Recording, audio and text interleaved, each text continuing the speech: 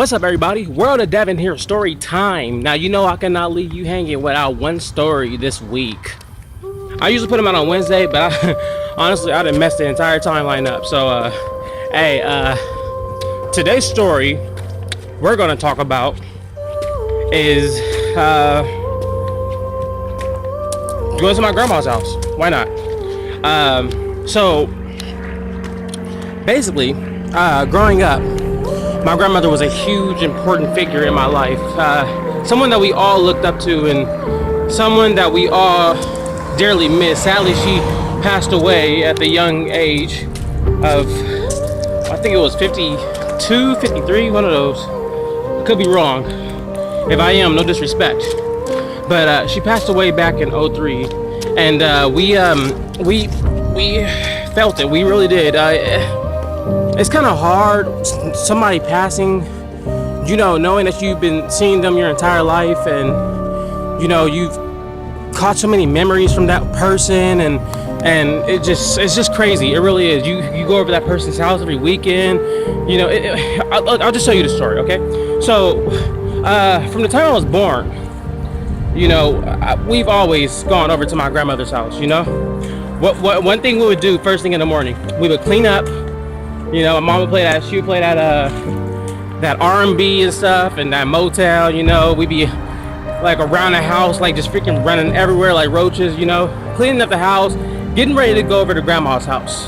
Then we would also, you know, we didn't have a car, so we always had to catch the bus, which I had no problem with whatsoever. You know, that's just my taking of it. I had no problem whatsoever of catching the bus to my grandmother's house, because to me, it was kind of like a daily thing. Like, it was kind of like a, you know, it's Saturday, time to go over to grandma's house, you know? So my whole dilemma was, hey, if I can do it, you know, and,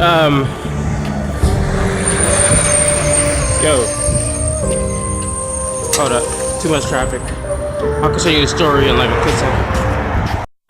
Okay, so we would literally like go to the bus stop, catch the bus.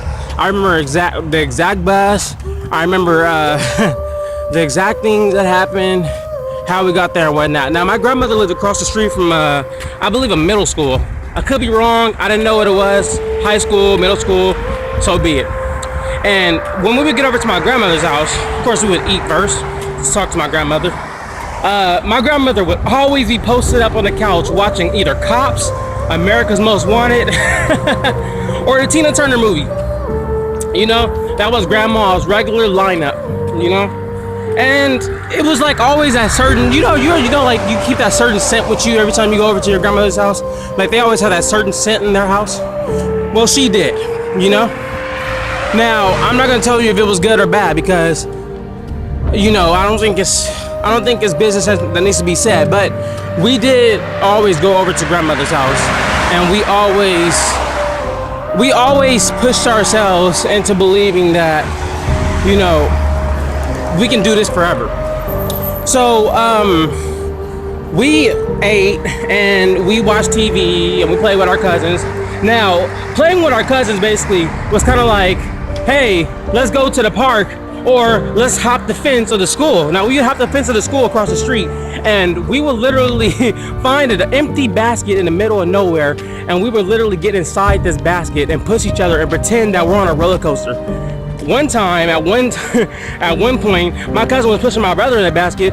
He let the basket go into traffic, and the basket flew almost towards the cars, and like literally my brother was trying to hold onto the fence, and it's like shaking everywhere, just shaking. So we hopped the fence. It was called Lincoln. If you live here in Fresno, California, which is where I live, the beautiful California, as you can see, if you live in Fresno, California, and you go on the west side of the city behind downtown, there's a school called Lincoln. And we would hop the fence all the time. Next to it was a school called Frank H. I think it was like a recreation center or something whatnot. I don't know if it was a school or whatnot, but this school was, I don't know, it was crazy. Anyway, I'm getting off subject. Anyway, we would hop the fence. We would try to go swimming. It was like the dead heat of summer, so we would try to go swimming. Now, back then, this was back in like 97, 6, one of those, I don't know. back then they were charging people to get inside pools, you know, 50 cents here, $1 there. They were letting little kids get inside because of recent drownings and whatnot. And you know, the whole epidemic was just so crazy. So basically, we tried to get in. Now keep in mind, I can't swim. I could not swim, so it was very terrifying to me, but it was fun. It was something to do, you know, instead of being in the house. So we did these things, and we created memories like crazy, dude. Like, we really did. Getting chased by dogs, going to Rudy's drugstore to get food and snacks and cake donuts, and just the whole 9 yards. It was amazing, unbelievably crazy.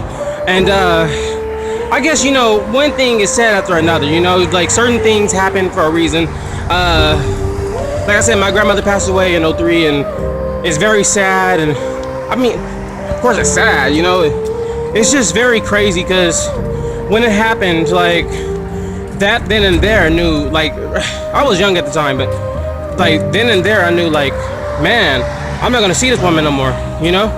What's gonna happen? What's going to happen, you know? So I was just like, hey, I mean, no more grandma's house. No more.